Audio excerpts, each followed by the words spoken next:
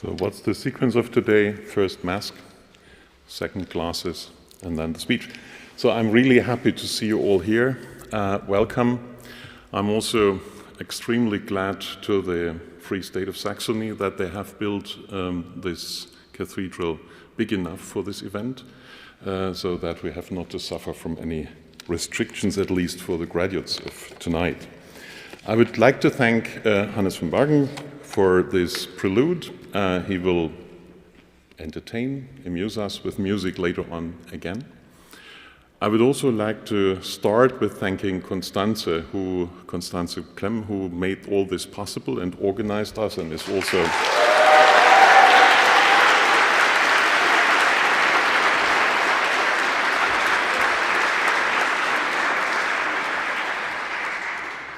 I'm also happy that she was able to formulate a quarantine program for tonight, so that we were safe with the city administration of Leipzig in that regard. As you have seen, you have to register, etc. All that had to be organized.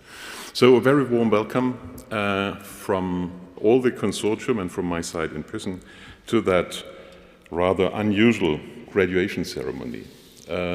First of all, we miss, of course, your parents and your friends. That is a pity, but we hope that they all are at home at the TV and follow what happens here with their kids. It is unusual because, at least in three ways. First, we welcome students and already alumni who belong to the 2018 and 20, as well as to the 2019-21 cohorts. This is due to the fact that last year we were completely unable to hold any graduation ceremony. But this year, we are taking advantage of the perhaps very short gap between the long lockdown in spring and the looming restrictions of autumn. I had the feeling when going through the city tonight that this is the last dance on Volcano. I don't know if someone knows the novel, but we share perhaps this feeling. We don't know for sure whether this event could still take place next week, and we are happy that we have chosen this date long before we were able to know the pandemic's next waves. This implies that we do everything to secure that no one gets infected and avoid any kind of risk for you, as well as for those serving this ceremony here. We thank you all for being disciplined with regard to the sanitary measure we had to take here and at the dinner afterwards. So we'll be saying goodbye to two cohorts tonight. We'll hear about the experiences of two cohorts, one of whom still studied in presence for a full year, while the other worked almost entirely in corona conditions. And we will also award the prize for the best master thesis separately by cohort, so there is a chance to win two prizes tonight. Second, this event will be in a hybrid format, the most difficult one, as we have learned after offline and online experiences in all our classrooms. And we are responding to the fact that travel has become more difficult. This hits a study program whose outstanding features include mobility in a special way. We have experienced an enormous transformation of the whole program over the last 2 years. Instead of excessive travel, now intensive digitalization. This certainly limits the attractiveness of the study program, because many have chosen this MA because they wanted to get to know different countries and different academic cultures. In particular, the impossibility for many to transfer to the non-European partner universities for a semester has hit the program hard.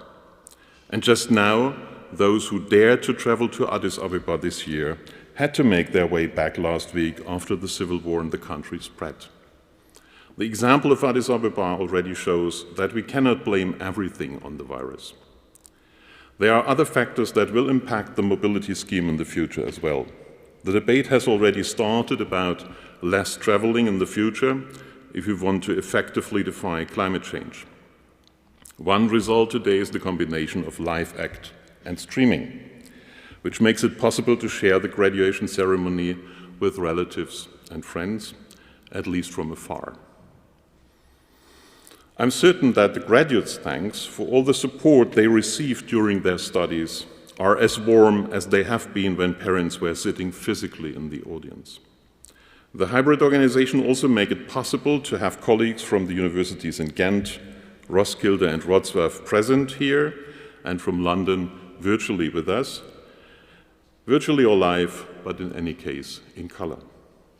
Interestingly, and in, for us, usual dialectical ways, the limited physical mobility goes hand in hand with the growing integration of the content of the study program, so that students could now follow courses at other locations of the EMGS consortium much more easily than before, thanks to the now well-known Zoom windows and tiles.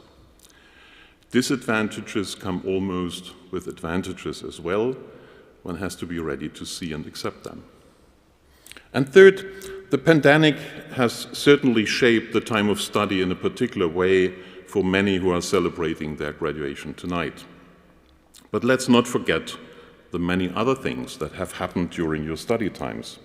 The voting out of office of Donald Trump, the Black Lives Matter movements and its transnational reach beyond the US, the West's withdrawal from Afghanistan, the ongoing crisis in the Sahel and around Syria, the debates around the rise of radical religious movements in many places around the globe and belonging to different religions, the One Belt, One Road infrastructure initiative moving forward, or the global climate movement on Fridays and beyond, to mention only a very few.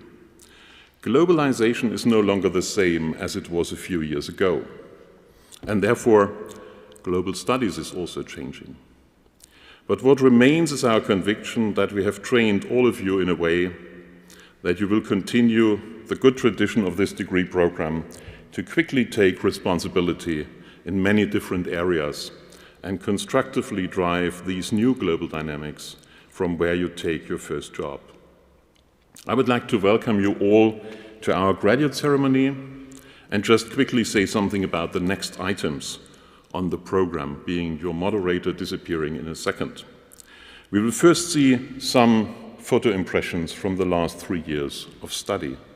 To be honest, we were overwhelmed by the large number of pictures sent in, and it was hard to make a selection, thanks to those in the selection committee who have chosen the pictures you will see in a second, and don't blame them if your personal favorite is not shown, because we have not all night for that exercise.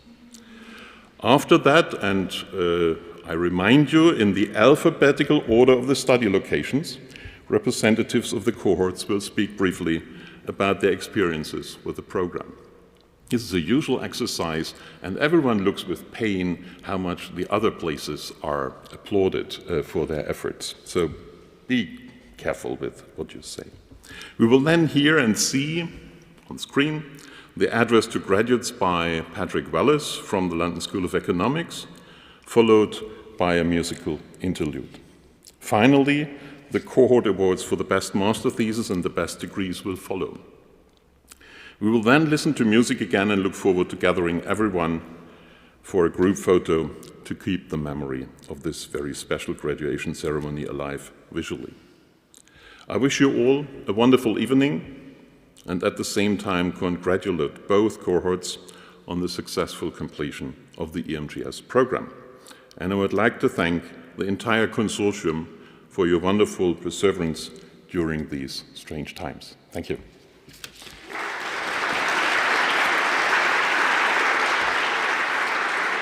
So I guess it is Tanvi Mishra who will start presenting the experience with Ghent. The floor is yours.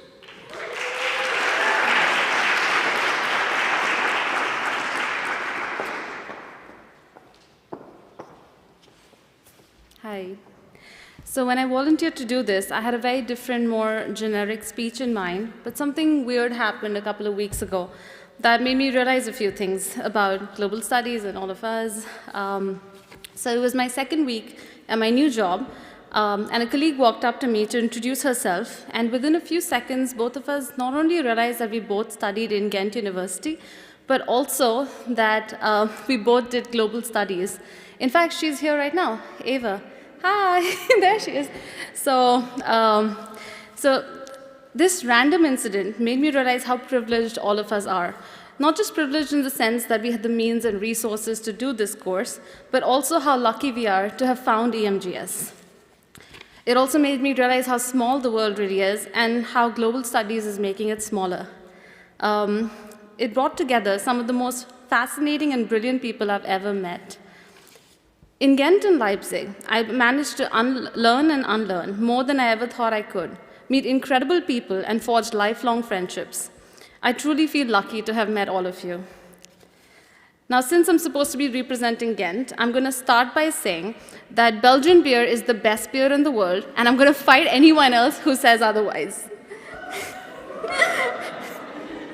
Ghent is the most beautiful city I've ever seen. Despite the fact that all of us were struggling to breathe under the workload, we managed to party quite a bit. So, yay. Can't wait to go back there. In the end, I stand in front of you, a smarter, more confident person, and I have all of you to thank for that. So, thanks.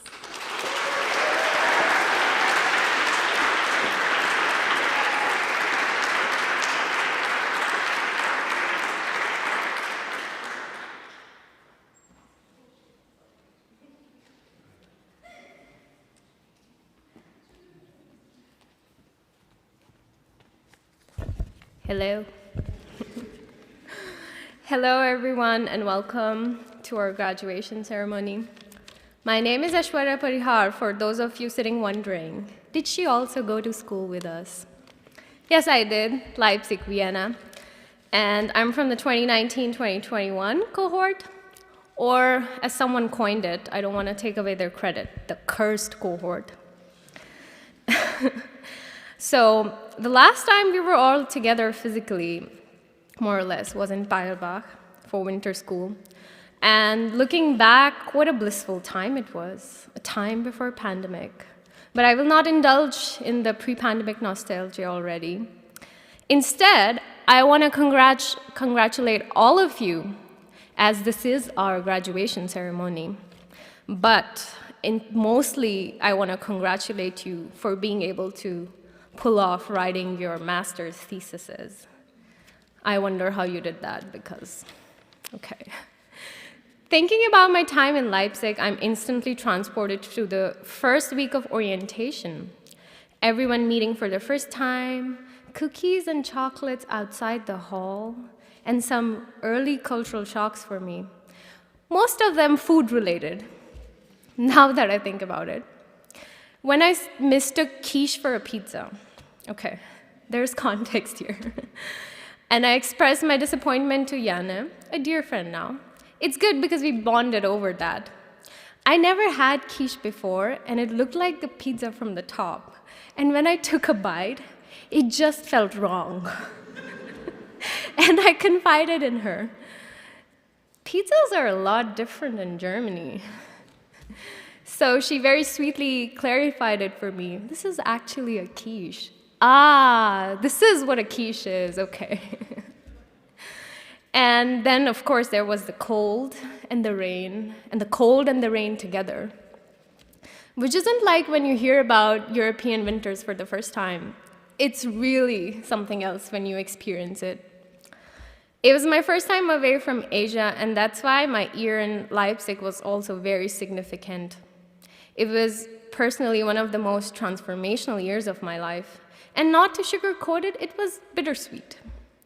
It was also simply not knowing what to expect and such a drastic change in all aspects, really. And one of the best parts, as cliched as it sounds, is the people you meet along the way. Some of which I have become great friends with. Some of them I see here, Louisa, Kuba, Kingsley, and Juliana. I want to take all the names, I learned it on the radio. And some who couldn't be here, Yana, Karo, Burju. We still love you, even though you didn't come here. But I want to briefly talk about Leipzig and the essence of program, which I'm really grateful, actually, that I got to do for the first year, because of how organized it was, also with respect to administrative matters.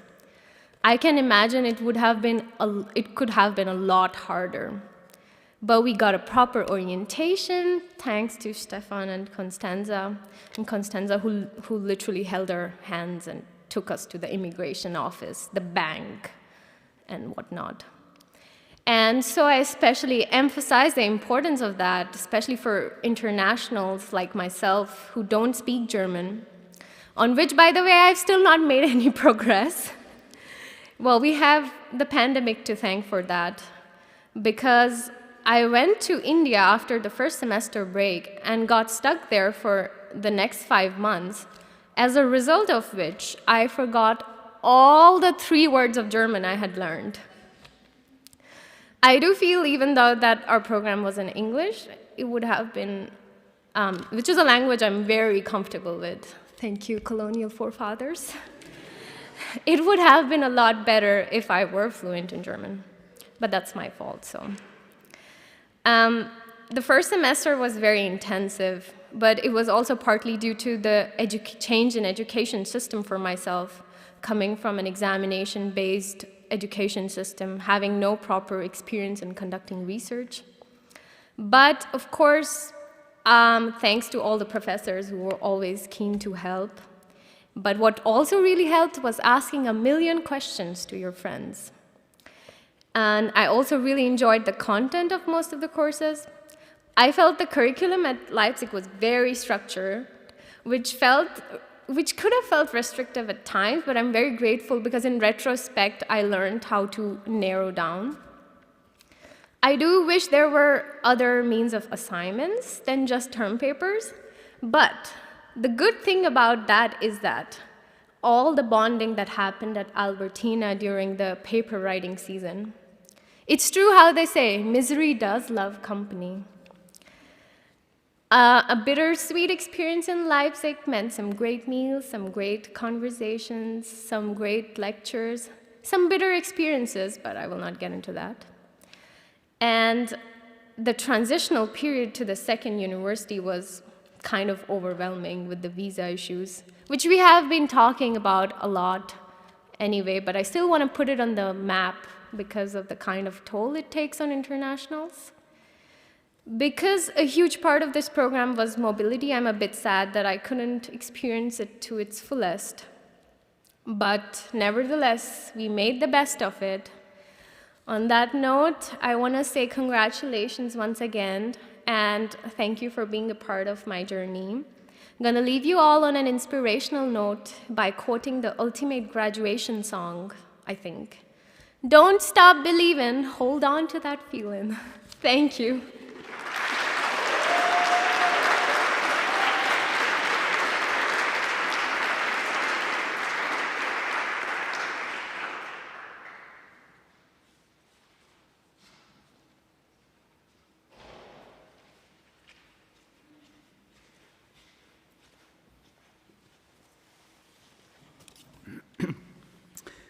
Dear fellow graduates, I'm actually not a graduate proper, as I completed LSE, including fetching the certificate, but I have not yet finished my thesis in Vienna. But as the LSE is not planning to hold the ceremony, regrettably, I will use this occasion to pretend this is the ceremony. I want to share a few impressions and thoughts about my stay at the London School of Economics, and I'm happy this is possible today.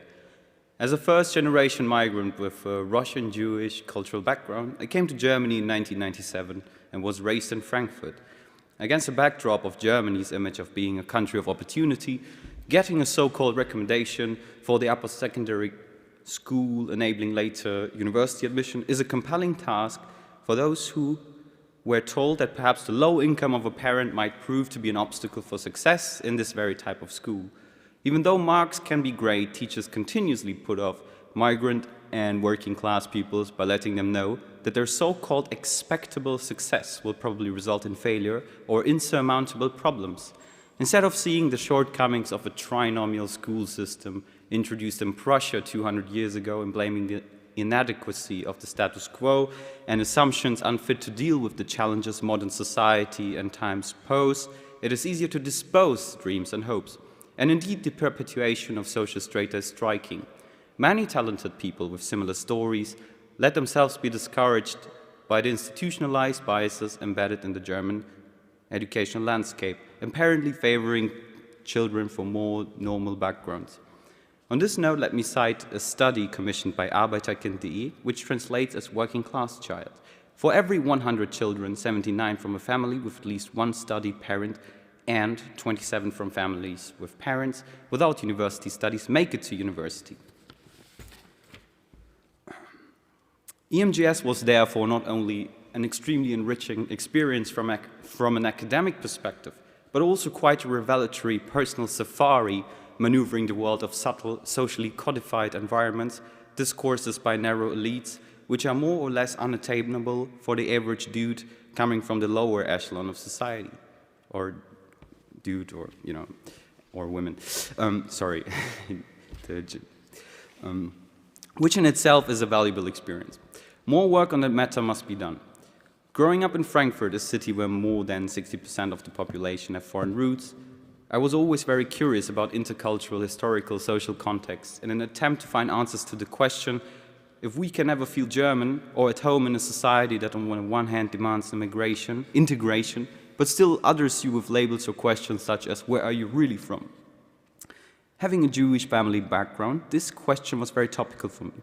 Grappling with this, my ambition was nourished by my insatiable hunger to learn more about the East and West. I moved to East Germany in my undergrads and discovered a different side of the coin within Germany. I seized funds through scholarships, moved to China, the proper East, for a year, and then to Russia to trace and discover roots and take critically issue with current development trajectory. I tried to make sense of the world we're into. What are the challenges ahead? Will Germany find a narrative beyond integration and be able to practice what it preaches?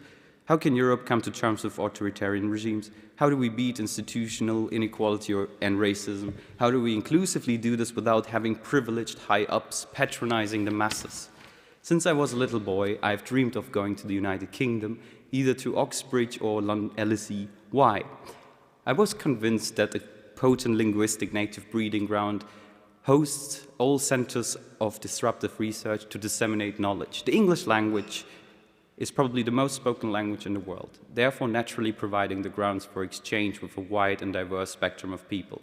And I wanted to know how they thought, those others up there. My mother, however, thought I was crazy. We couldn't even afford to go on a holiday when I grew up. How on earth should I afford tuition fees and living costs to attend a university in such an expensive city? The EMGS program and full scholarship was a blessing in my case. I was able to live in one of the most expensive cities in Europe and the world, and it covered my tuition fees. Thank God I did not have to sell a kidney. I met people from all walks of life, and those I thought would be inaccessible for me. I learned a lot, and I've never spent so much time in libraries as in London. Understanding the causes of things, rerum cognoscere causa, is the school's motto, and it indeed requires you to scrupulously test your patience and endurance. And I made friends from noble and billionaire backgrounds, which was quite interesting because it sometimes felt like these people truly live in a parallel dimension. However, I enjoyed getting insights in pretty cliché facets of society, such as enjoying a cigar and whiskey in a members' club, debating society's white tie dinners and using a butter knife. It sometimes felt surreal, and it was pretty interesting to augment the discourse in these privileged circles as well, with insights I had to contribute, and hear their stance on this. On the other hand, I met students coming from deprived areas and realized how rigorously stratified the UK as a society is. Against all cliches, LSE was founded by the progressive socialist Fabian Society, surprisingly, and was among the first universities where women served as tenured professors, among which we had members of the suffragette movement. The LSE was also among the first universities to introduce a gender studies program and take issue with intersectional feminist perspectives. One of the effects of this meticulous and competitive admission process with the UK's lowest acceptance rate is perhaps that you get a bunch of extraordinarily well-prepared and hardworking students. Never before have I been to a place with so many ambitious, driven, and curious people as on this university campus, and it was truly overwhelming, and I suffered from imposter syndrome at times. I had hour-long, very intense debates with conservatives, liberals, communists. The best thing in the LSE are not the in-class debates, but what happens outside of the classrooms, actually. All this was rounded up by speakers such as Nobel Prize laureates, former prime ministers, famous scholars, and other interesting change makers, such as the UNHCR Special Envoy Angelina Jolie, who was a visiting professor at the LSE as well. And many students on LSE's campus will probably very possibly follow suit. Content-wise, I went off the beaten path and just delved into completely new uncharted waters. I absolutely loved the entirely different approach to topics and the specific scope of how LSE academics approach academic issues. I did a course on East Asian diplomacy in the age of excellent power imperialism, 1895-1945. We discussed Japanese foreign policy from a Qing dynasty perspective and took issue with faction politics in the Korean imperial court. I learned how the iron plow helped English parishes with pooling capital and establishing something like the first parish councils. Perhaps the first roots of rural democracy and joint venture and public goods procuring economic prosperity. I learned how prenatal and postnatal nutrition epigenetic factors predefined and determined expectable life expectancies. Ironically, I got my highest score in a course on Indian economic history. Where else should you dismantle, dissect, and question old narratives about the British Raj, if not London? I loved how the convener or lecturer was able to serve the needs of a previously unknowledgeable audience and an expert audience, such as students who did South Asian area studies in their bachelors, without losing any one of the participants. Big props to Professor Tirthankar Roy. He also served as the LSE's representative in the EMGS consortium. To wrap it up, also London had so much to offer. A truly cosmopolitan city, endless numbers of world-class museums, opera houses, theaters, book club talks, concerts, all at students' disposal. It is possible to snatch tickets for the Royal Opera House for 10 quid instead of 150. Tremendous. As we are seated here wearing masks, or before that we used to wear masks, I finally wanted to know that, of course, COVID impacted the experience. After actually enjoying all scheduled class sessions in person, the party suddenly came to an abrupt end. Everyone quickly disembarked from the United Kingdom, a ship nearly drowning in surging COVID case numbers at a time with a foolish prime minister believing COVID is just some silly cough.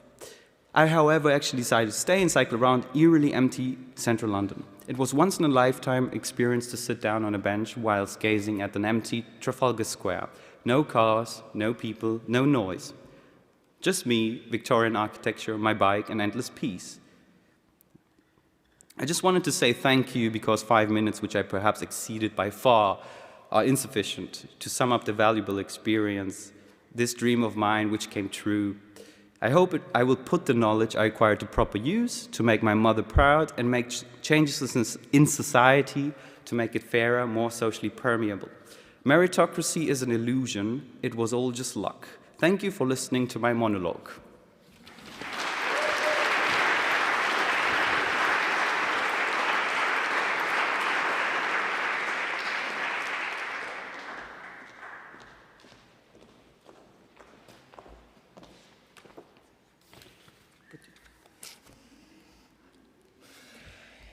Well, Roskilde now. Well, yeah. So 2 different experiences within Roskilde. Yeah. The first one, living on campus, where the next cow is never further than 100 meters away, where the smoke of Roskilde's pride, the waste-burning facility, drifts through the air, where the lake mirrors the few colors of the sadly often ever-gray skies, the ideal countryside, Denmark's nature in its purest, rather flat form. And then living in Copenhagen, which meant going on a field trip every day to Trekkrona. And yes, in Trekkrona, there at Roskilde University, we engaged in classes, courses, and seminars in person, while the rest of the world went into lockdown. RUC swiftly directed our academic focus to relevant current topics of conflicts, of revolutions, of new threats, equipping us with academic tools to understand and disentangle them with the ambitious goal of finding real-world solutions. So conflicts, threats, and revolutions also had to be dealt on a way smaller scale, namely in RUC's main teaching method, group work. It was here where we acquired the real problem-solving skills. And eventually, the group work would lead most of us to the library, where we spent the bulk of our first semester. So Rook library, here we have like to make some clarifications, I guess, right? So, okay, it's a library, right? Like there is desks and there is chairs, there is books. It's fine, it's a library, right? But there is also like couches, and you can eat, and you can talk, and you can drink, and you can nap, so you don't really know whether it's a library or it's a bar, but in any case, very, very Hygge. Yeah. But then, sadly, winter came.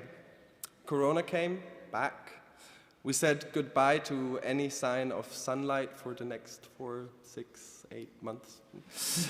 The lake froze, and the lockdown hit. As a final point in this dramatic series of events, the bridge, the sole connection of Trikona to the outside world, collapsed, cutting Rook off from the rest of the world. That's at least how it felt. As anywhere and anyone being isolated, unable to see the people you so recently became close with, looking for motivation somewhere on the few square meters of your room, trying to engage in uni, was tough.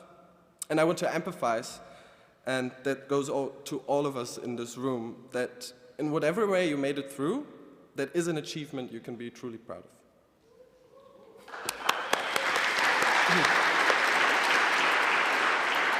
Ah, yeah. And yeah, there was a thesis. For a lot of us, the last academic project, we would finalize thoughts. We developed over the course of our studies and literally put a full stop behind this academic journey. And I really cannot imagine a better scenario for writing a thesis than the one we had, at least in Roskilde this year. And it was not just because of the sun was shining again, the water got warmer, and one could get a dip during the lunch breaks in front of the Black Diamond Library, which we normally call the Copacabana of Denmark. But current... Yeah. But it was also, like, I could have never imagined ever a scenario, a bubble because of you, because of the people, because we shared it. And because all the knowledge we gained during the last semesters became way most valuable when we engage with each other, discuss our topics, our structure, or the lack of thereof, the motivational struggles. And this is probably where Rook, maybe unconsciously, left the biggest mark on us, because our allegedly individual theses are indeed one big group work. And this is something that goes beyond Rook and beyond Denmark and out to all of you. We want to take this moment to appreciate that this program has brought together a group of people which, for me personally, surpassed all my expectations. I met people here that actually inspired me, like it's a real thing, and that were kind and that were powerful in what they did. And I would really not want to miss this experience for anything in this world. And it's also one of those inspiring people that gave us the idea of our conclusion, turning this yet again into a group work. So this program has equipped us with the privilege of education. Y aquí me vais a permitir que para que me entiendan bien alto, quiero agradecer un montón, gracias familia por todo el apoyo, y creo que, esto lo digo en español, supongo que la mitad del auditorio me entiende, pero gracias.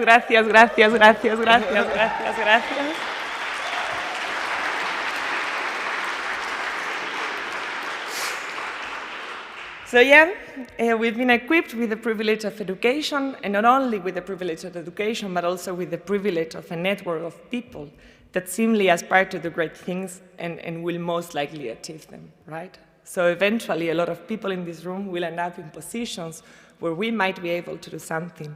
And then these privileges we earned here also oblige us to give back and to engage in our communities and to empower others. Yeah. And at this point, the only thing that remains to say is thank you. Thank you.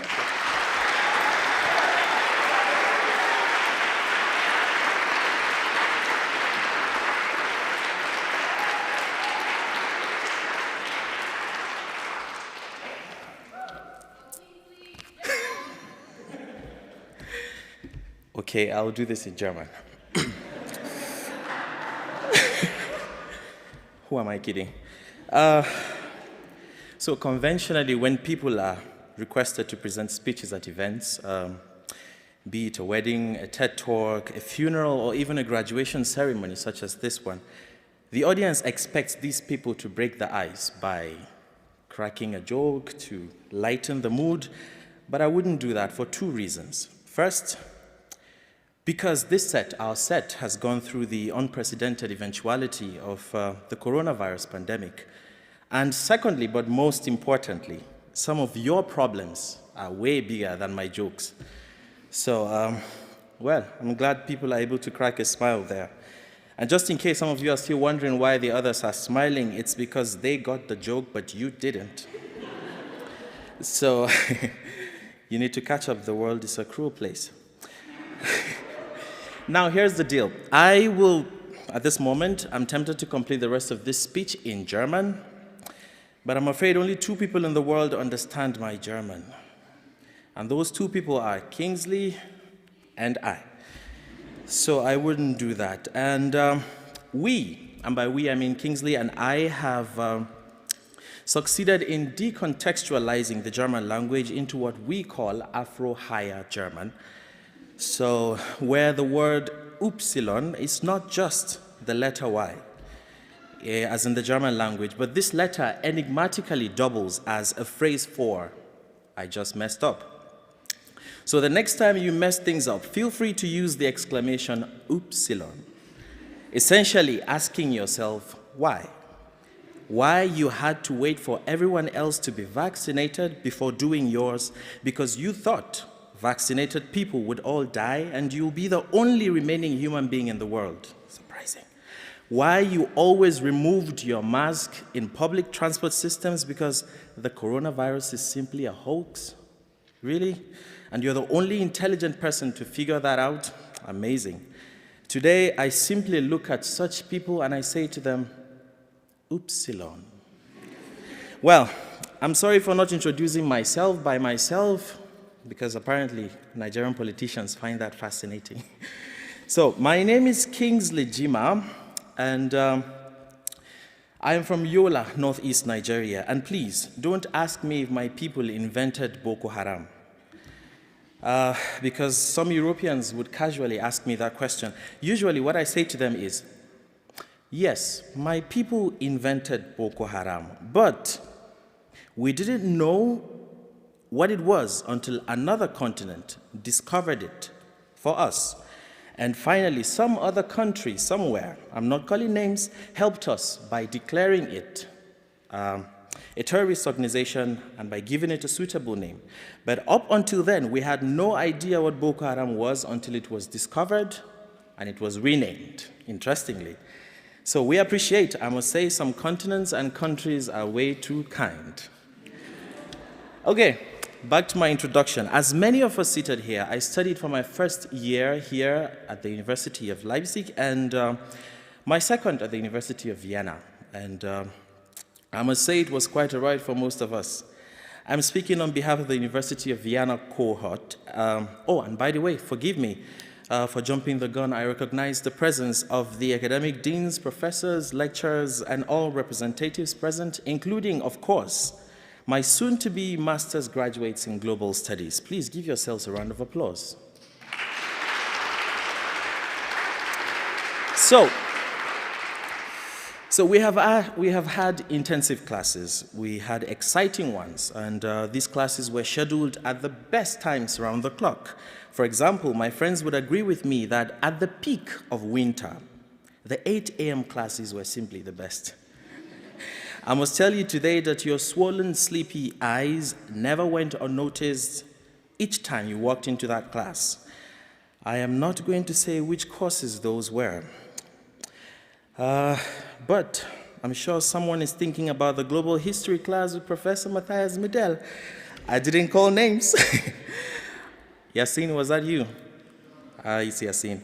Anyway, our courses were beautifully diversified and had every touch of interdisciplinarity, the phenomenology of globalization, international relations, thematic aspects of global history, climate change, decolonization, racism, intersectionality, etc. All played a major role in the different courses we took. The University of Vienna had the global food class, the critical whiteness class, the global health and development course, the intercultural negotiations pattern class, and a couple more other courses to choose from, with each having unique takeaway lessons. One of the most remarkable things about all these is that we were encouraged to take more pragmatic approaches to the knowledge we had acquired in class by responding to the world's evoked realities. The Black Lives Matter protests, as was explained by Professor Midel earlier, the coronavirus pandemic, wars, conflicts, and elections undertaken by so-called world powers all had an impact on us, and it happened in our time. We are a strong set. Let's give ourselves another round of applause, please. So, we have therefore essentially converted the world into our laboratory.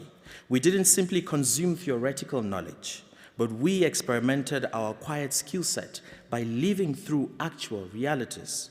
We were advocates, and each of us had a role to play in these global dynamic shifts. We were learning and unlearning. Okay, let's not turn this into a lecture. I just wanted to get the serious stuff out of the way. So permit me to share with you some important moments of truth, as I would choose to describe them. Other people would prefer to call it cultural shock.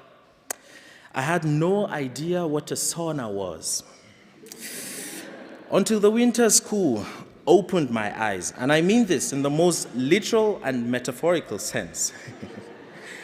So, for someone coming from the subtropical region of Africa, we undoubtedly have a 50% sauna experience already, if you ask me. So guys, would you be kind enough to give some of our international students a heads up before we embark on such journeys of no return? I didn't know what the sauna was until I walked into one, and I had to go, oopsilon. I guess I learned the hard way. I quickly turned to one of the guys in the room and I was like, I didn't sign up for this, you know. I won't call names, but please, if you were there that night, in that sauna, at that winter school, you owe me an apology. Okay, so one other important cultural shock is how people are insanely polite in nearly all the cities. You know, at least those that I've been to. This is reflective in our day-to-day interactions with the university staff, for example. I promised myself I wasn't going to call names, but these exceptional individuals cannot go unrecognized. Constanza and Stefan. Who cares? I know. Yes.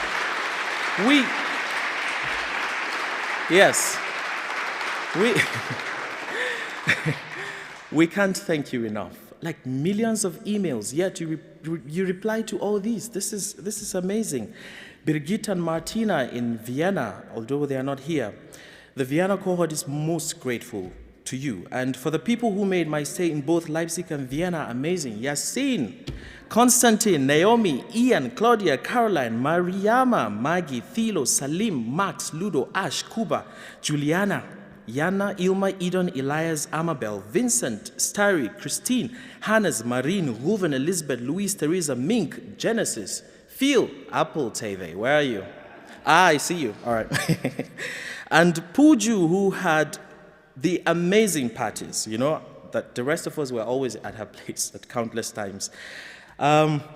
She made our German classes also super fun. And for the unconditional moral support, Benjamin Terry and Benjamin Hon, Basil Abia, Solo, my family, the Jimas, Bill Hansen, Oli, Tongret, Monsat, we say thank you to everyone who has made us smile in one way or the other. And we may not be wearing graduation gowns, but gown or no gown, we are definitely partying this night. And as the life of the party, I say there should be no exceptions, please. So, for the incoming Global Studies Master students, I leave you with the words of the great philosopher George Santayana. Those who do not know their history are condemned to repeat its mistakes.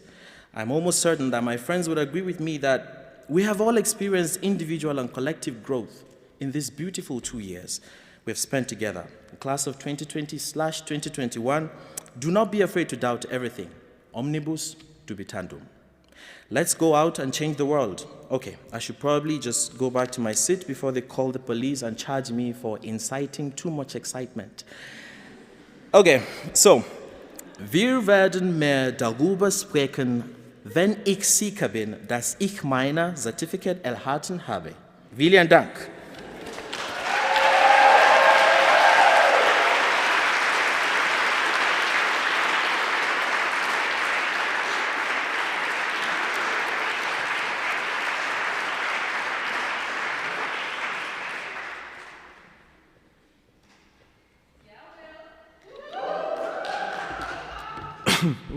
Excuse me. It's going to be a tough speech to follow, so I apologize. So good evening, everyone. I'm here to tell you about my experiences in Wrocław, or as I called it when I first read it on the website, Wrocław. And I think the best place to start that story is the first day that I went to class. So I get out of my apartment building, stand at the bus stop, just waiting. I got there a bit early because I was a bit nervous. I saw the bus coming, and I see the bus drive past me. And so I think, well, it's a great way to start your master's thesis, late on the first day. And you know, I had even, you know, so I had a mix of first day nerves. Also, I was going to be late. I'm a very big fan of being punctual. But sort of my anxieties and my nervousness went away once I met my classmates, or my future classmates, I suppose. And as we were getting to talk, we were talking with each other and seeing, you know, our backgrounds, what our interests are. I realized, or I had a hunch that this was going to be a good bunch to hang out with, and not just in terms of their personalities, but also their academic interests. None of us were from the same country. None of us studied the same thing. So it was a truly diverse group of, or a diverse background. Oops, sorry, tiny font. So, and as it turns out, my hunch was right. We became fast friends even that night, just, you know, hanging out at a local bar and just getting to know each other, and there's just laughs were had the entire night. And I think that I think that's really where the heart of our group was in Wrocław, that together we shine better, I guess, to phrase it like that. Both in the classroom and outside of the classroom. I think in the classroom we could bounce our ideas off each other, we could debate. We were always up for any sort of philosophical, political debate. When the professors in Wrocław also were great at facilitating this debate. You know, they were into it. They would offer their own perspective, their own unique perspective on whatever we were talking about. And then outside of the classroom, we also had, and I think I speak for the rest of us, we had a lot of fun together. Whether it would be study sessions at Paloma, a local coffee shop, study sessions at the local bar, Chavoyena, barbecues at Simon's apartment, and then our trips to Krakow and Gdansk. So I think that, and so as I was trying to, you know, as my fellow speech givers can attest to, it's hard to distill your entire year at this university down to one tiny speech. Sounded different. One tiny speech. And so I spent a lot of time trying to figure out, okay, what did I learn? What is the big takeaway that I learned? And I couldn't think of anything. So I realized that I didn't learn one big takeaway. I learned several mini takeaways that are too numerous to mention. I could spend an hour probably talking about what I learned. From all the people in Wrocław, both from the MGS program, the professors, the other international studies students there. And I realized this might be a bad end to my speech. I can't really give you one takeaway to think about. But I think, you know, ultimately I realized that having learned too much in Wrocław was not a bad problem to have. Thank you, and I guess that's my speech.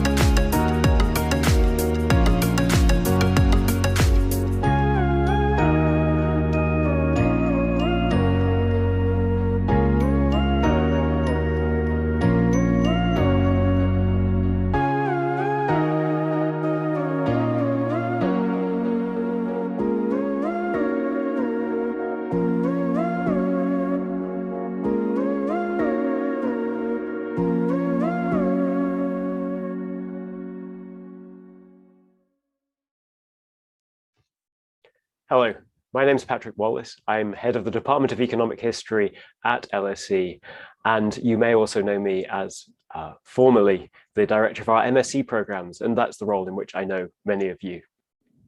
It gives me real pleasure to congratulate you on your graduation in the Masters in Global Studies and to welcome you to the worldwide community of alumni. Making it to this stage is no small achievement, particularly after the last 2 years. I think many of us are simply happy to have survived the pandemic so far and to have carried on teaching and researching to the extent that we have. But you all did more than survive. And I want to acknowledge that and thank you for it. Really, you blew us away. The way in which you stuck at your study, the patience and commitment you showed while the world was falling apart around you. The way you continued with dissertations and research projects, even as archives closed or failed to open again. The way you stuck at your work while you were stuck at home. Thank you. I believe that we have a choice to make as we look back over the last couple of years, as we start to write our own personal histories of the pandemic. We can and we should acknowledge what's been lost, what could have been done differently, what should have been done differently. And there are some things we want to forget. Personally, my attempts to host online pub quizzes for the department should be wiped from the collective history of the world. But I also want to make a case for thinking about the good of what we've seen, thinking about the achievement that we've made, your persistence, the way in which you showed care and concern for each other on your programs, your friends, your colleagues. I can say to you very honestly that we as a department, we as your teachers, are incredibly proud and privileged to have been part of what you achieved as our students over the last 2 years. I hope you spent the time you spent studying with us, whether here at LSE or at one of the other universities in the consortium, has given you a set of skills and techniques that you'll continue to build upon. Whether it's in analysis or argument, whether it's in your understanding of issues in global studies, in global history, wherever your speciality. I say build because you're joining an illustrious group of alumni who've achieved great things, some in academia, some in research, others in business, in government, in society. Having spent time with you, I'm convinced that your futures will be no less brilliant than those of your peers before. Making sure that they are is the challenge that you should all embrace. Your degree is, I think, one of the keys to opening your own future, but it's also a tool with which you should shape that future. So it is a great pleasure to congratulate you on your graduation from us at LSE. Well done.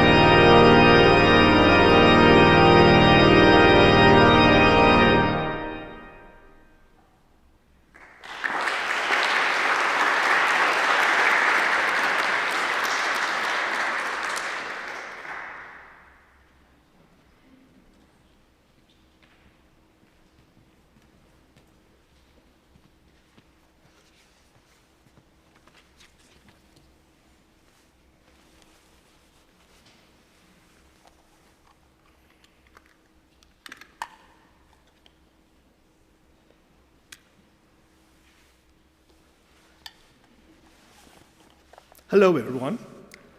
My name is Michael Clute, and it is my pleasure and indeed privilege to preside over yet another highlight of this much-awaited ceremony, which is awarding the Best Thesis Prize for the 2020 cohort.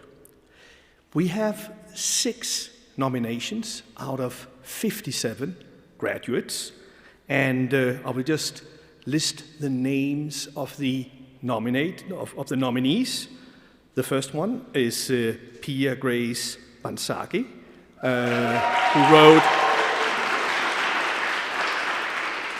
who wrote a thesis titled, "This is Coal, Don't Be Afraid, Globalization and Nationalism on the Coal Frontier."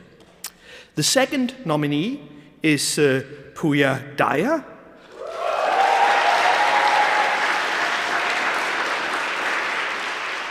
who wrote a thesis titled "Yoga as an Instrument for Indian Cultural Diplomacy." The third nominee is Florentine Hausgen,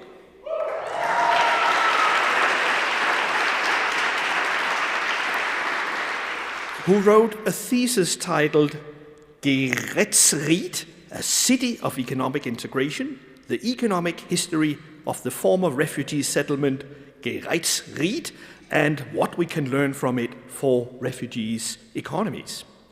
The fourth nominee is Lukas Kemperman,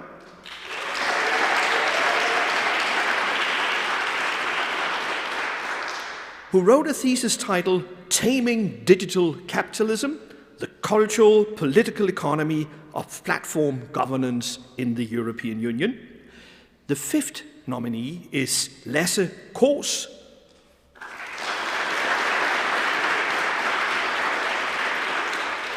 who wrote a thesis titled The Implementation of the SADC Water Agenda on the Transboundary River Level, a case study on the multi-scale governing condition of the Zambezi River. And the sixth nominee is William Wapinski,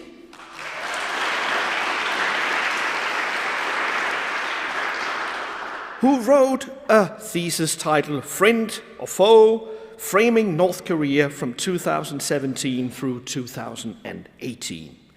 We have 3 prizes and 6 very strong contenders, and the assessment was made by a jury which comprised the academic coordinators from all the 6 European universities in the consortium.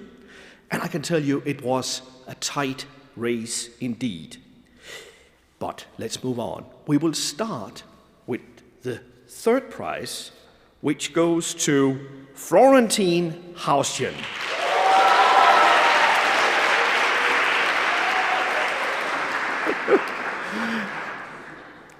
And Florentine wrote this thesis on the refugee economies, and you wrote it at LSE in London. And the jury is impressed by the very, very innovative response to the corona constraints, as the thesis had to be completely rethought and rearranged under very unfavorable conditions. The author, that's you, reconstructs a methodologically sound social history of post-World War II migrant settlement in Bavaria, and it is a strong example of bottom-up based, source-based and localized research with a very surprisingly broad relevance for today. And the comparison with Africa is both insightful and very well argued. The supervisor highlights the clear and engaging writing style, that's a good thing, and plays the tremendously creative and effective adaptation to the restraints. Tremendously creative, ladies and gentlemen. Those were the words. We are in PhD territory here. Florentine, please join me so we can present to you a well-deserved award.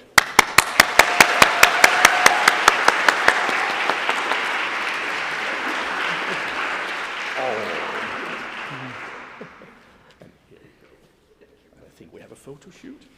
Yes, we do. Congratulations.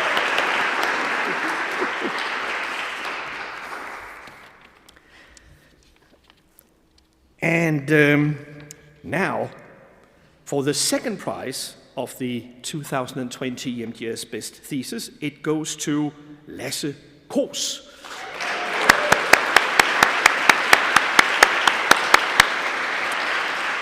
And it is, of course, for your thesis on the SADC water agenda and on the transboundary river level. And you wrote it here at Leipzig University. And the jury is particularly impressed with how the case study is developed within an array of academic debates and uses a genuine trans-regional, trans-boundary perspective. And we see your work as an excellent example of focused case research in a global studies framework. And your supervisor points out that you make wonderful usage of historical, quantitative, and qualitative research agendas. Wonderful, ladies and gentlemen. That is not a word we use liberally in our profession. Lasse, please join me so we can present to you a well-deserved award.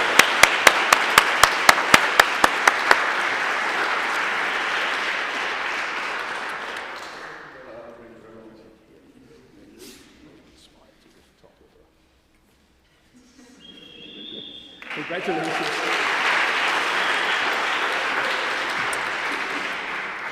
And now, the first prize, which goes to Pia Grace Bansaki.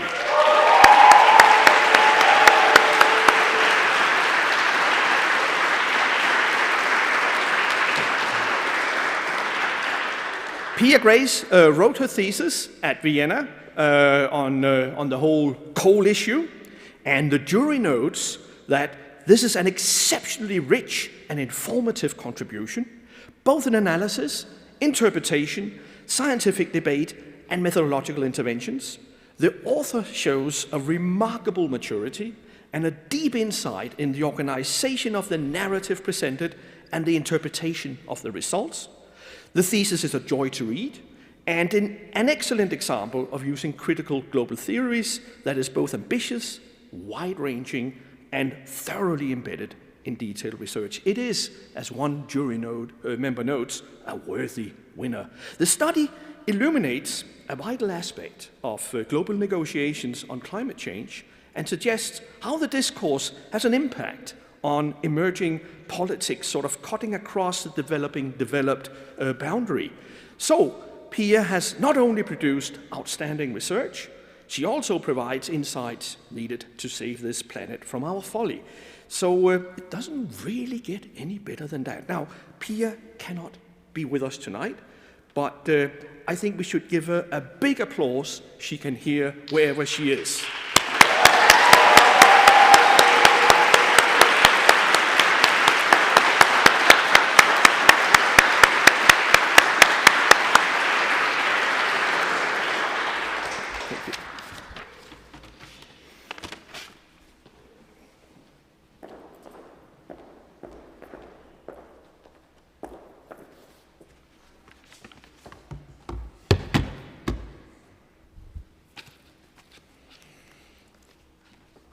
It is my pleasure now to continue with the awarding of the Best EMGS Graduate of the Year 2020.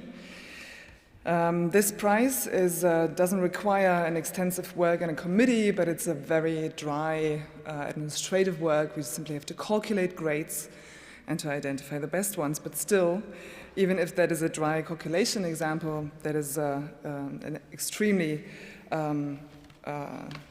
wonderful achievement. And for the cohort 2020, there was one student achieving 1.0 as the average grade for his diploma, and that student is Daniel Remftler.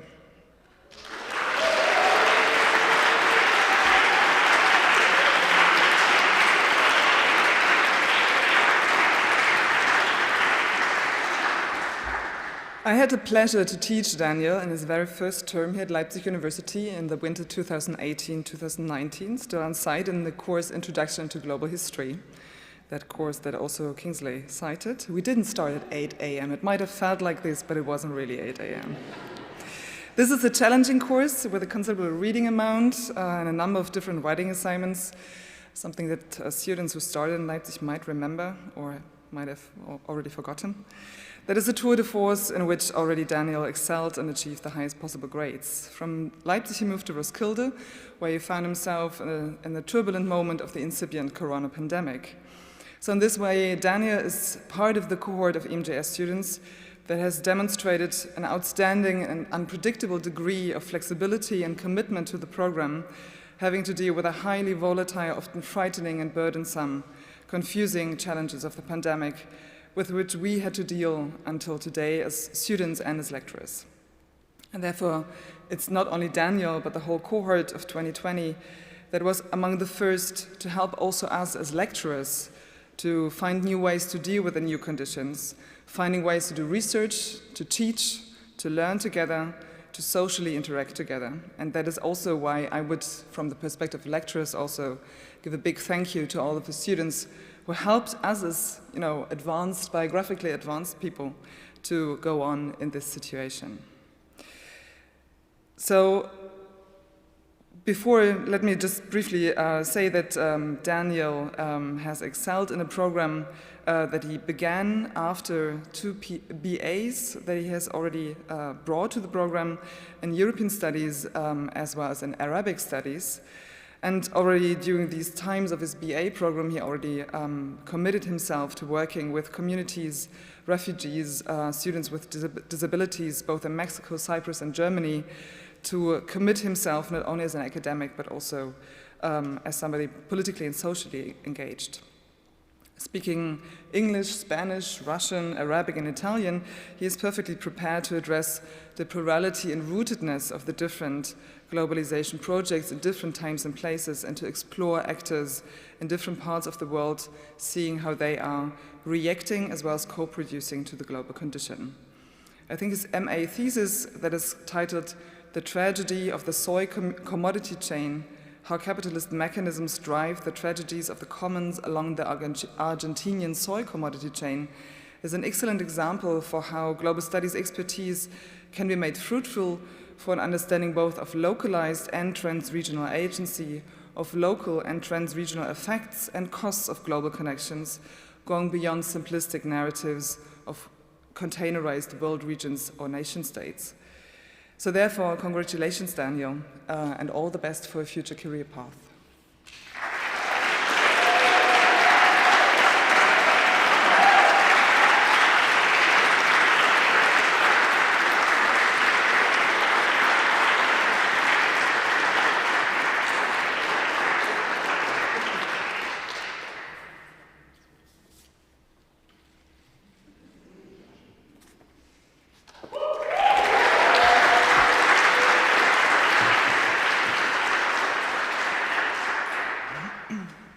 And I have now the pleasure to continue with the part of the program that you actually came here for, that is grabbing your diplomas. I briefly explain how this will work. I will have the challenge to deal with to read out and call you to the stage in theoretically alphabetical order. I already excuse myself if I should mispronounce any kinds of names. That is not a bad intention, of course, but simply my ignorance. Then Stefan will hand you over the diploma. Then a picture will be taken, and only then you are allowed to take one of those wonderful pastries that we have arranged here at the desk. Those students having studied in Leipzig know that this is the Leipziger Lerche, the lark of Leipzig, which is actually one of the very early indicators both of the creativity and resilience of the citizens of Leipzig to deal both with government regulations as well as with the Anthropocene, because this is a pastry invented when the hunting of larks was prohibited at the 1870, and the pastry chefs of Leipzig responded to this new regulation and to questions of climate change in this very creative and very sweet and very tasty ways. So, but this is only what you can do after you got your diploma and took the picture. Okay.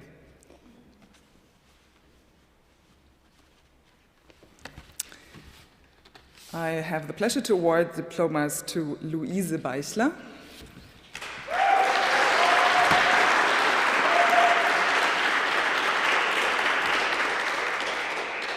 Valentina Belmer-Elrikin,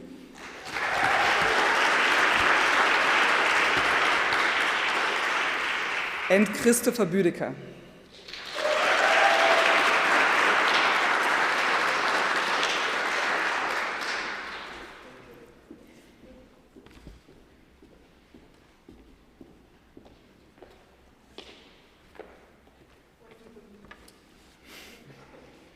You may take off the mask for the picture.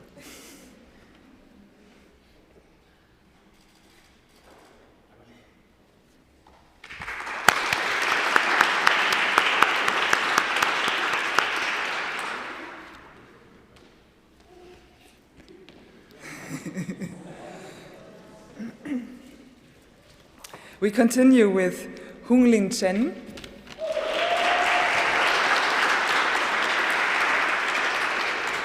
Pooja Daya,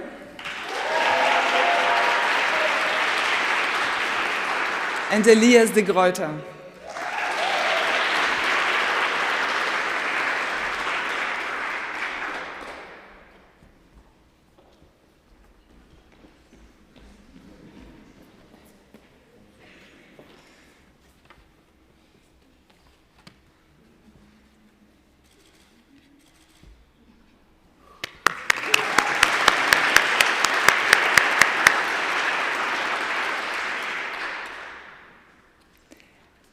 I have now on my list Simon Glaser, but I'm not entirely sure. Simon is Simon here? No, he's not. That was one of the, sorry, but still. So we continue with Ross Goodman Brown.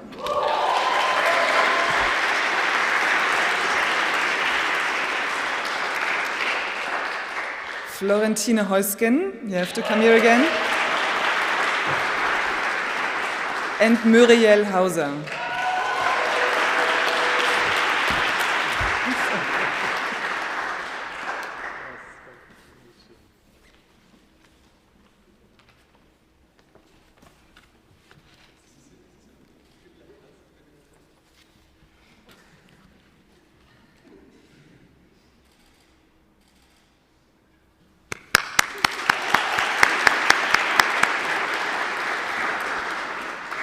We continue with Jocelyn Hernandez Marroquin, Marie Hertel,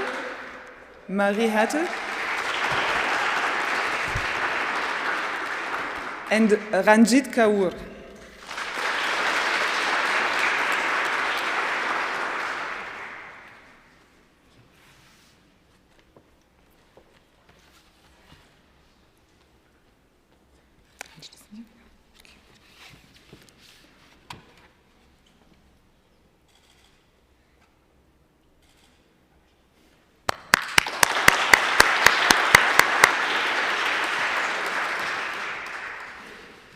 Lukas Kempermann, Lasse Koos, and Alexandra Mattis.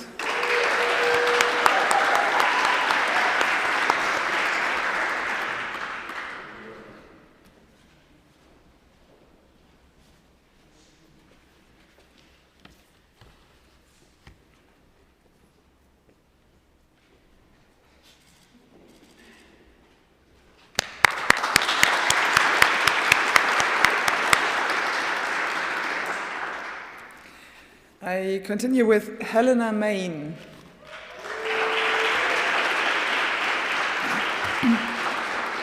Miriam Meinekat.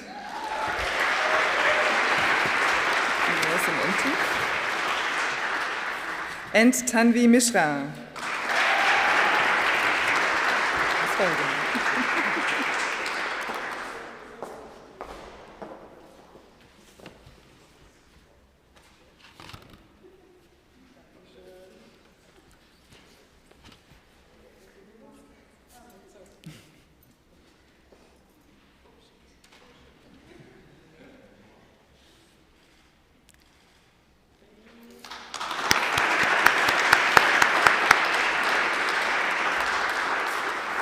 The next one on my list is Daniel Remftler.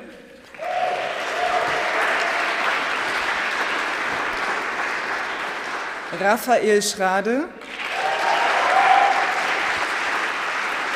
and Adnan Smajic.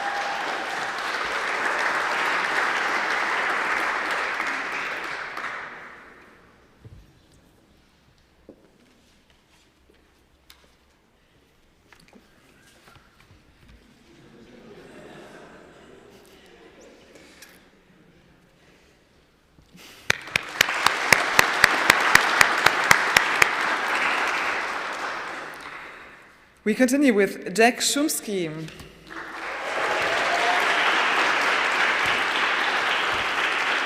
Camille Byrne.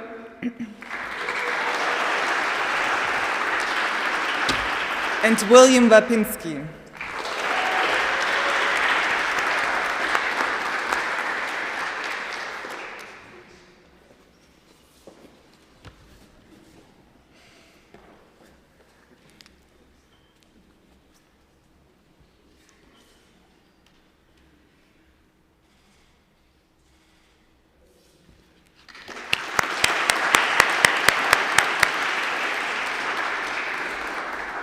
And only alphabetically last, but of course not least, for the EMJS graduates of 2020, Fernanda Wernick,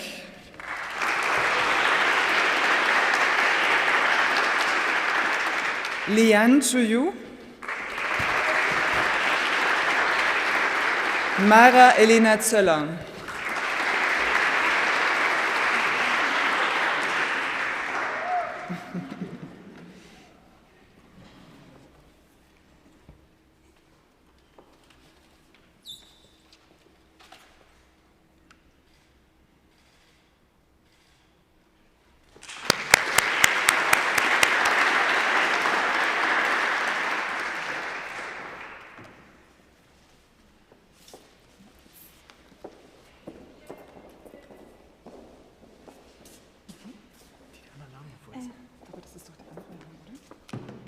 Sorry.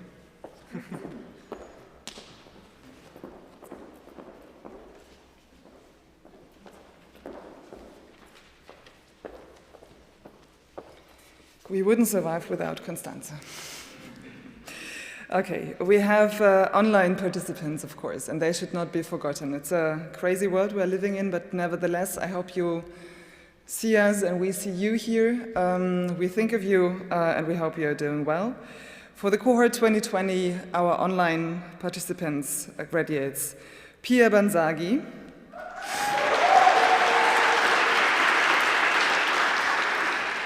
Alex Bauer, Sisir Bandari, Carolina Bustamante, Virakan Chachavan Virote, Karl Gerber, Simon Glaser, Mert Karadayi,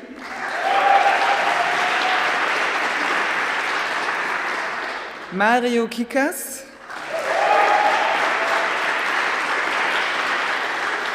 Martin de Brandt,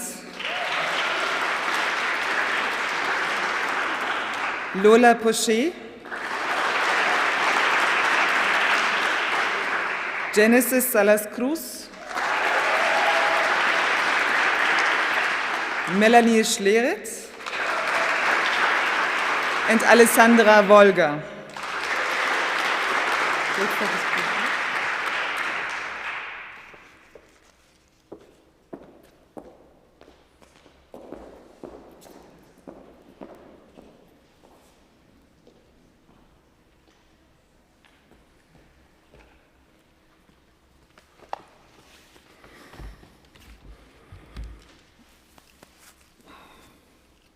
Glasses and masks.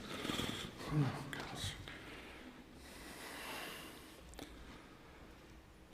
hello, everyone.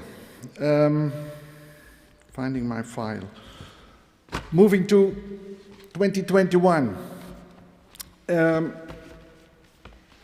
master thesis, nomination and awards. And I will misuse my position first to say a few words about this achievement. And it's not only the achievement of writing a thesis, but writing a thesis in Corona times, which was not something that we kind of prepared for you. We had to reinvent ourselves, you had to reinvent yourself. Words as flexibility and resilience became something very tangible. But also I want to say a word about the master thesis itself. Every year, and I'm not that long in this program, every year I'm struck by the immense high quality of the thesis delivered by global studies students. And I think that one of the show-offs of the EMGS are these papers written by you and the former generations. And it was a shame and a pity that we didn't have the master thesis seminar as scheduled yesterday here, as we had 2 years ago. But this is really a show-off of what these theses, the high quality, but also the diversity of the topics, the diversity of the methodologies, the diversity of the insights, and what global studies really can mean, and how it does work out in research. And maybe we should find a way to give more exposure to the theses written in the Global Studies program, that they can, well, because they are there's so high quality in it. So first of all, congratulations to you all for this high and really great achievement. Now, I lost my file again.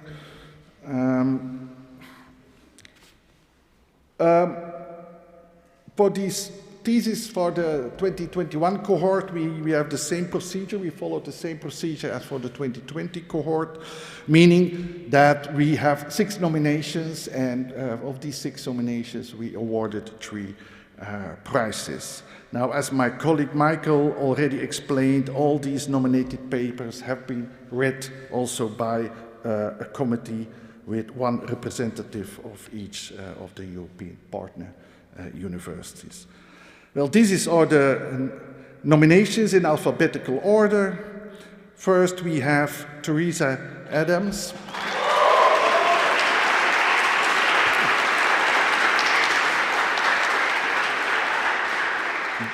Ghent University, and with the thesis, Moving Toward Justice, Tackling Historical Injustices to Black Americans Through the Lens of the New Mobilities Paradigm. Secondly, we have Lena Caroline Hess.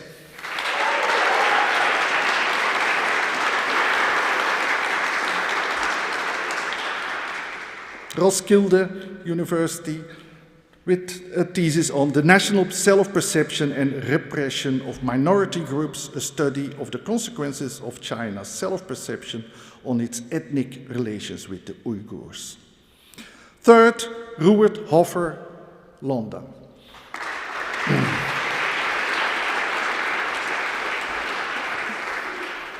With the bit enigmatic title, Is the Business of Business, Business Alone? The International Chamber of Commerce and the Origins of Global Business Diplomacy, 1920-1931. 4, Eva Luna Maas.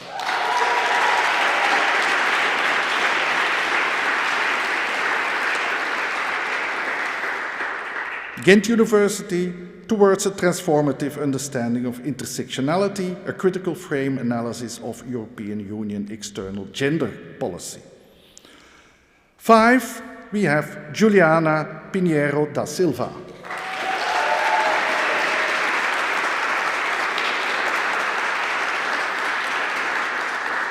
Wrocław, the effects of Mercosur-European Union Association Agreement on female workers and entrepreneurs in the service sector in Brazil. And 6, we have Chung Wan Ryu.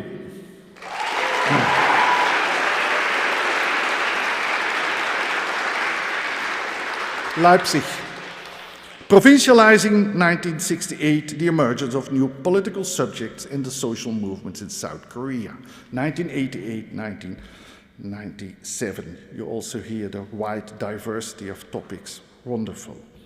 Now, of course, comparing such diverse set of high-quality papers is not easy, and actually it never can be exact science. We don't calculate numbers as with the graduate award, so making choices is hard and even sometimes really impossible. Although, well, they are all of high quality, we made a choice from these 6 theses to award 3 prizes. Now, the third prize goes to, and I first quote the jury report, and then but you already can guess who it is, of course, but from the jury report, I read that the thesis that get the third prize is a comprehensive, well-thought and structured study about the International Chamber of Commerce. In this paper, the student makes an original argument about the history of business, politics, interaction, backed up with the rich archival research. It is the thesis of Robert Hoffer, who is not here, I think.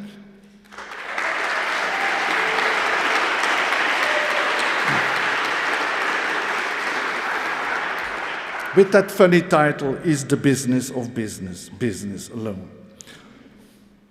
And then, we don't have to follow the rules all the time. We have 2 first prizes, a shared first prize. It's so tight is a race that we are now, we have 2 first prize winners. Now the first of these theses is, quote again, a rich, well-documented thesis with a clear argument backed by a clever, intelligent narrative. Now you know nothing. It combines a wealth of statistics research findings. The thesis has a genuine global studies focus and gender perspective, and it contains some relevant policy advices, making it both a research and policy document. It's indeed the thesis of Juliana Pinheiro da Silva.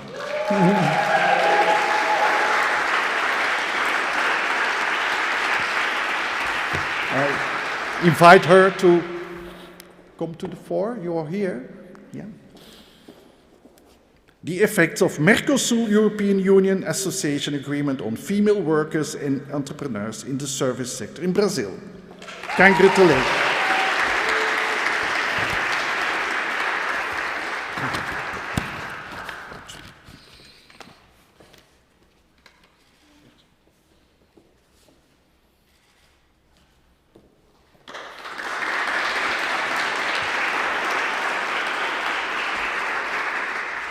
And then we have a second first prize. How weird does that sound?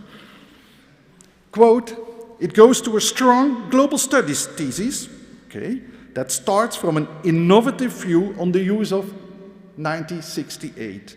It's based on extensive literature review and the analysis of primary sources and provides a wide-ranging and clever organized argument. It's the thesis of Chong Wan Ryu on provincializing 1968.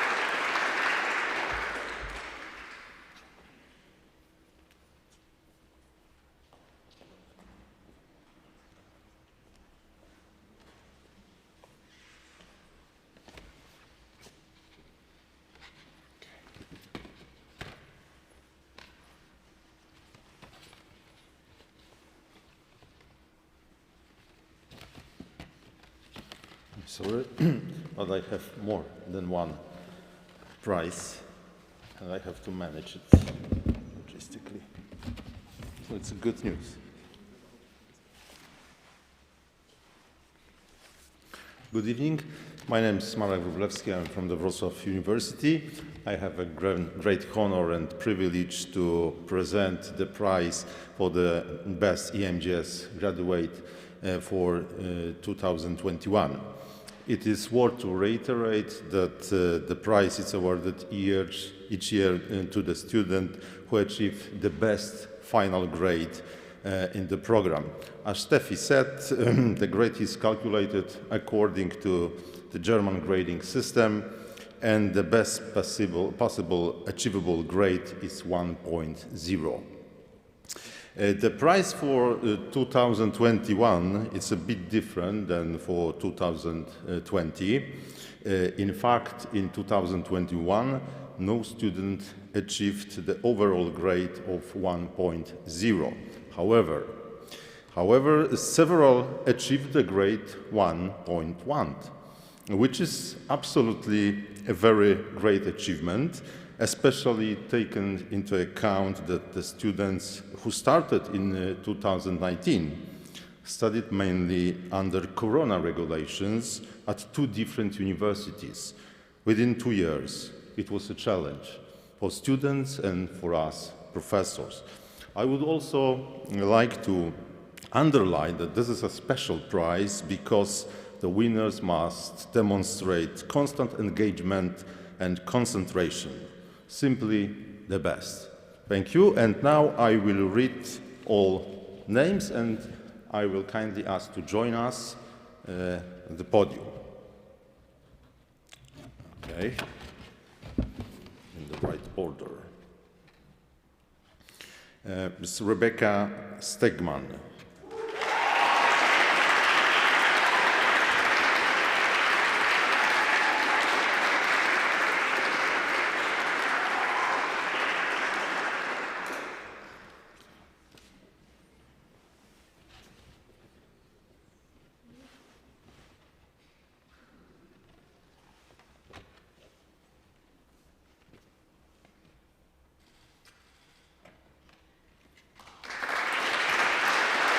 Thank you, congratulations. And now Ms. Eva Luna Maes.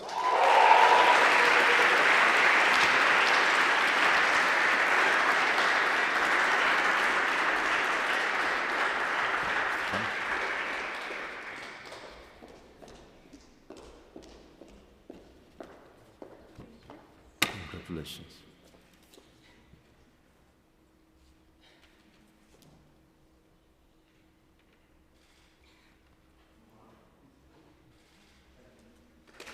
Thank you very much.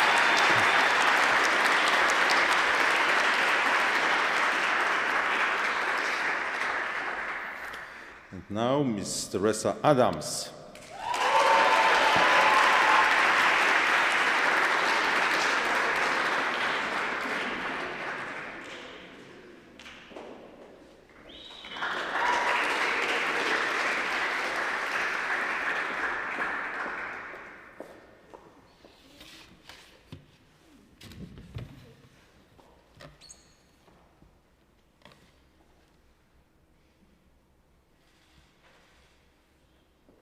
Congratulations.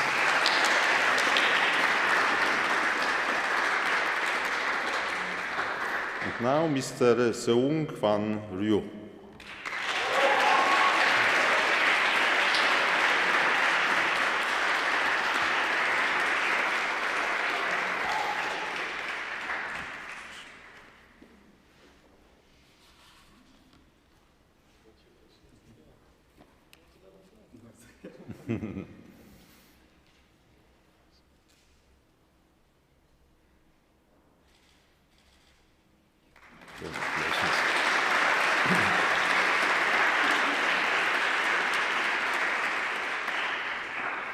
Last but not least, Mr. Revert Haffer.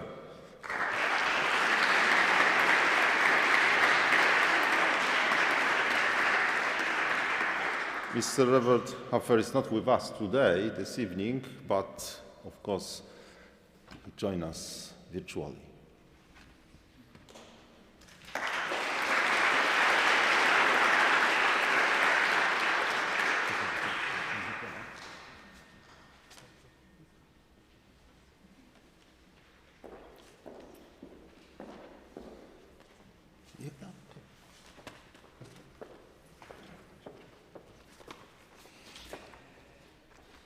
Okay, we continue with the graduates from 2021, but before, I have to apologize. We, of course, that was no bad intention, but we forgot one graduate of 2020, which is Sean Hayes.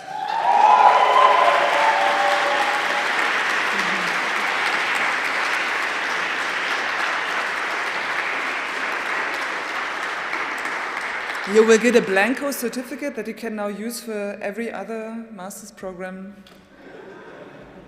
No, sorry for that.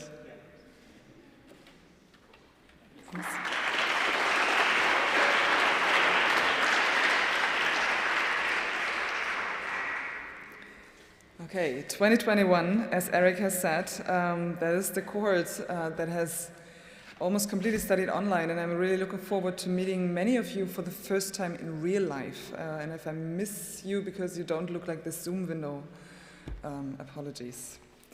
Okay, we are starting with Teresa Adams.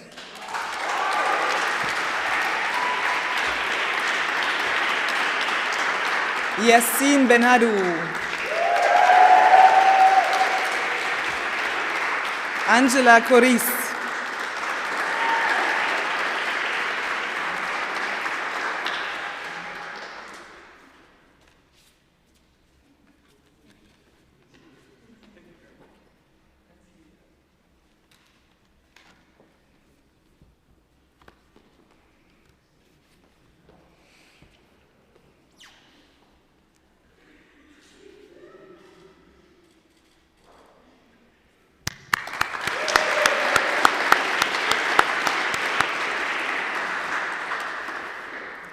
We continue with Alexander Dergay.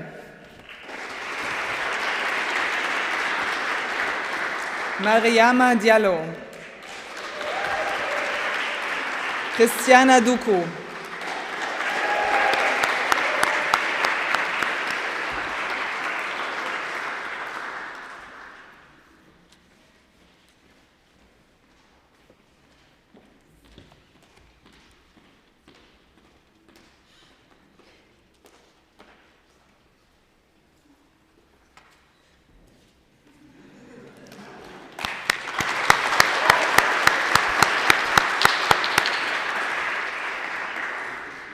The next one on our list is Laura Garcia Garcia. Carlotta Gerlach. And Kubahan Gyamborona.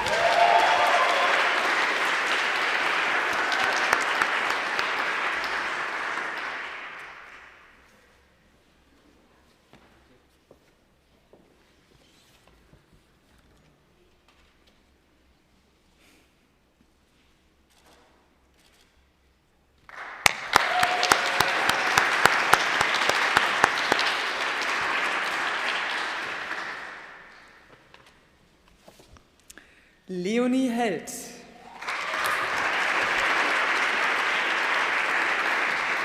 Lena Hess. Afia Iqbal.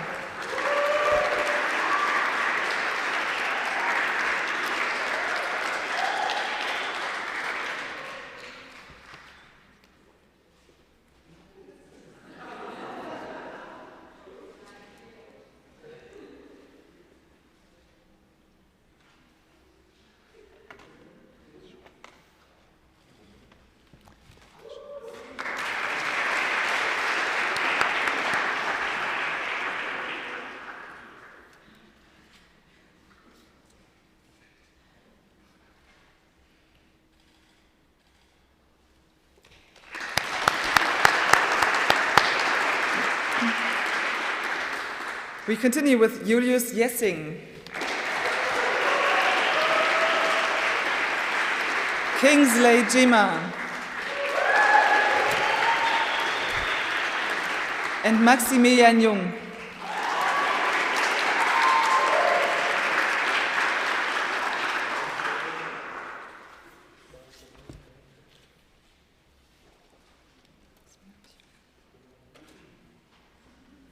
Here you are.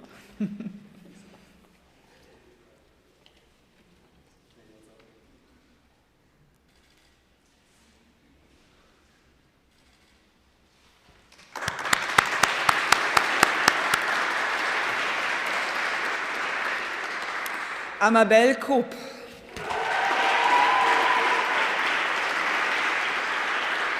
Isabel Ladron Arroyo. And Xavier Laroy. Ou Laroy.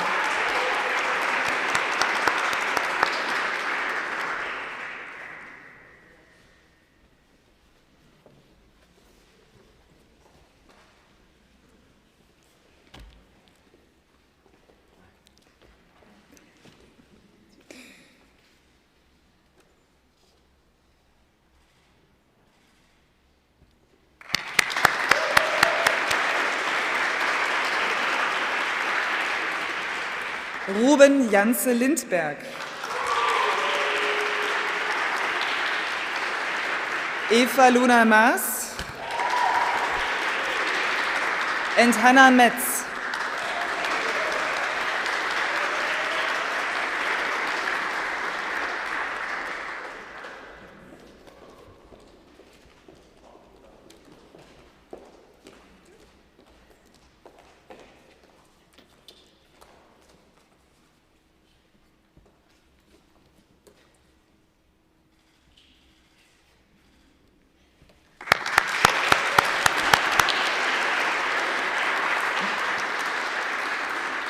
We continue with Natalie Morawiecz, Axel Müller, and Simone Müller.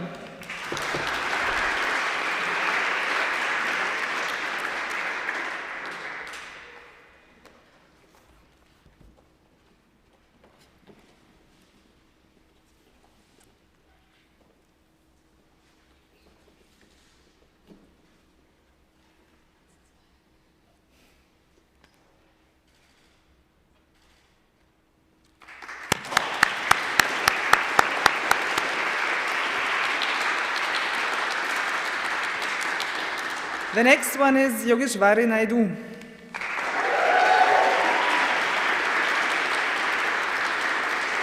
Maria Luce Napoliello.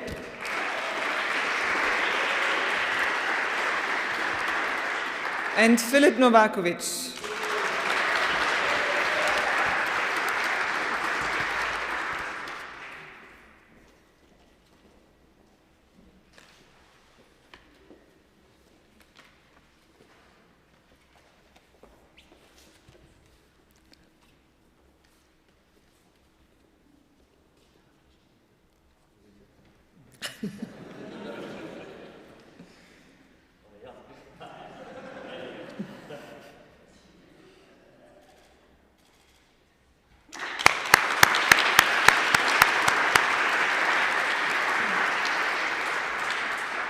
The next one is Aishwara Pareha.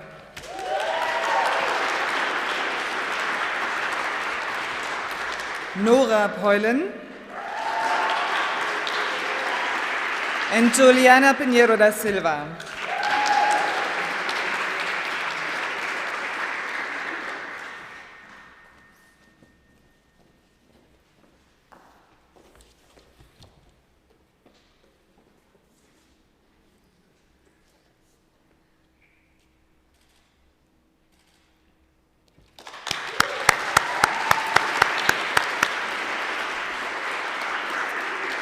We continue with Margaret Pulk.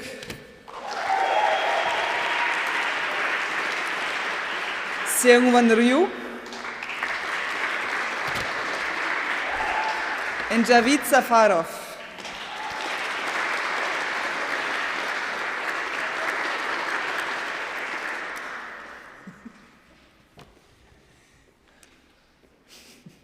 You could have stayed here, sir.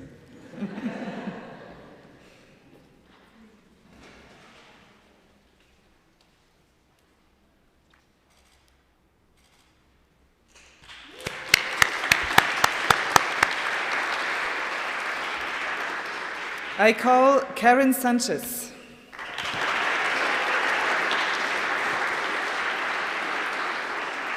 Vincent Schober and Hannes Seitz.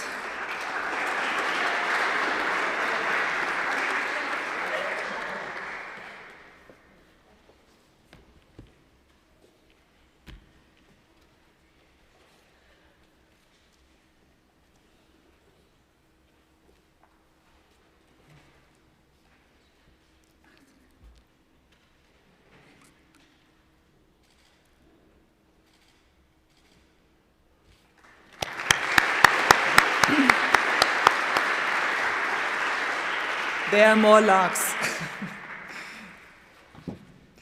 Alban Charquet.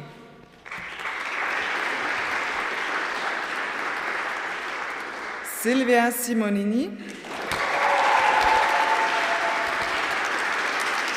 Rebecca Stegmann.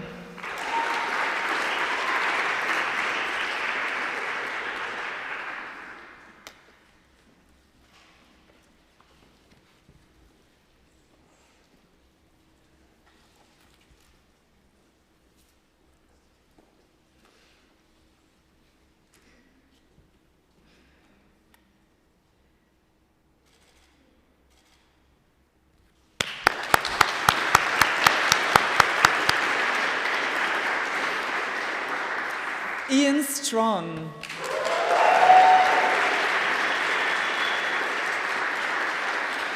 Louise van der Kerkhove.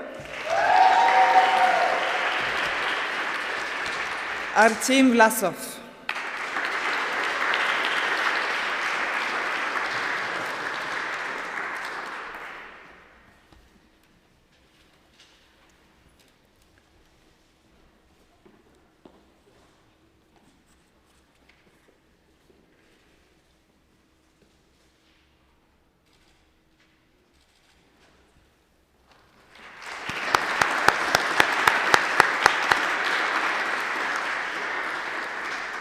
And now we make a group of 4 in order not to leave the last one alone. Felix von Mühlmann.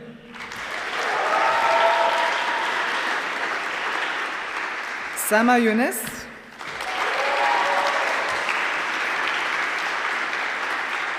Li Yuan. And Greta Zwer.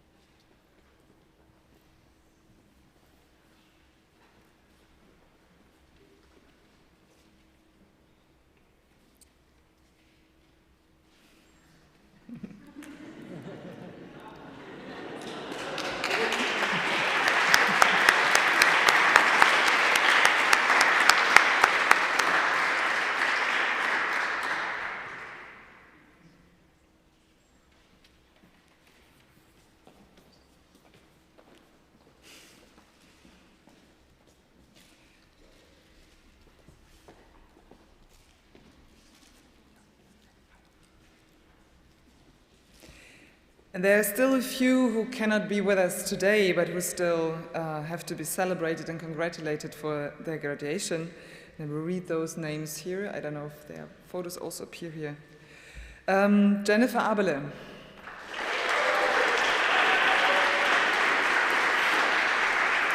Chelsea Acosta. Laura Donat. Akrom Fosilov. Revert Hoffer. Carol Johnson. Sean Lynch. Samuel Minassian. Raira Oliveira. Claudia Tatangelo. And Jane Vanna. Congratulations to all of you.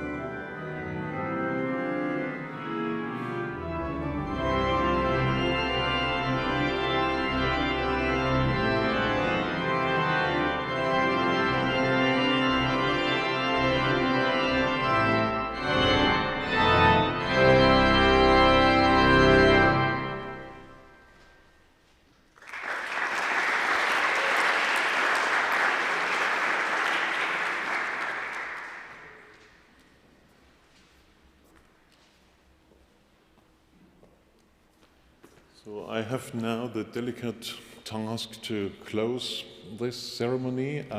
Congratulations from my side as well. Constanze asked me to ask you all to come later here for a group photo. I don't know if you do it by cohort or all together, but please take your time because we are a little bit advanced to the schedule, and insofar there is no pressure to do that in 5 minutes because we will meet afterwards for dinner at 7:30 in the Moritzbastei, the famous one, you know, Angela Merkel built alone. For those in Leipzig who know the joke, and the other will discover it tonight. So I hope you have a wonderful evening. If Constanze has not anything else to say. Okay, so I'm fine. Thanks a lot to everyone who took the travel on his shoulders or her shoulders. Again, thanks to those having organized that in this wonderful hybrid format. I wish you all a wonderful time now seeking for jobs and having wine tonight. Thank you very much.